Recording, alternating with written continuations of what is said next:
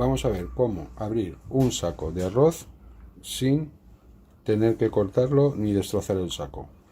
Como veis, hay una parte larga y una parte corta. Nos iremos a la parte corta. Podemos deshacerlo con los dedos y tirar, pero se complica. Lo mejor es que hagamos un cortecito.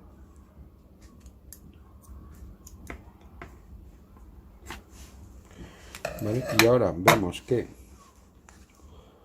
tiene los hilitos, pues nada, simplemente tiramos de él y veis con qué facilidad hemos abierto el saco sin romperlo. Perfecto. Bueno, pues aquí lo tenéis. Genial, ¿verdad?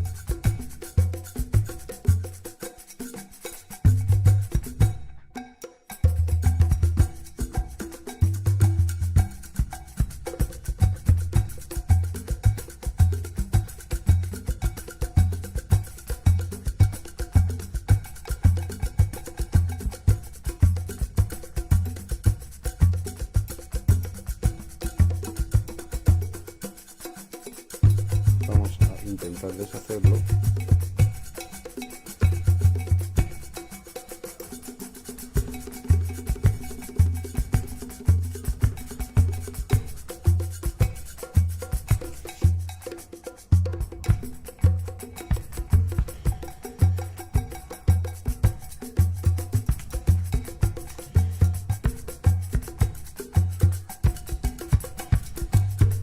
Por eso, como os comento, es mejor cortarlo.